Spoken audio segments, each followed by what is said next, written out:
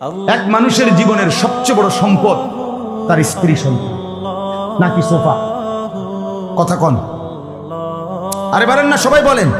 এক মানুষের জীবনের সবচেয়ে বড় অর্জন বিল্ডিং নাকি স্ত্রী সন্তান? তো তাইলে আপনি দি বিল্ডিং এর মধ্যে ডিজাইন করতে করতে ডিজাইনের রগ রেশা উঠে গেছেন। কিতা ঘটনা কিতা?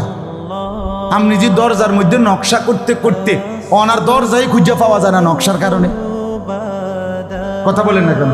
সোফার মধ্যে নকশা করতে করতে আপনি দিটার মধ্যে কত জাতের নকশা করলেন, আপনি সোফার কত নকশা করলেন, আপনি ঘরের কত নকশা করলেন, কত রঙে সাজাইলেন, কত কালারের রং দিয়া বিল্ডিং সাজাইলেন। তা আপনার স্ত্রীর জীবন সাজাবেন না?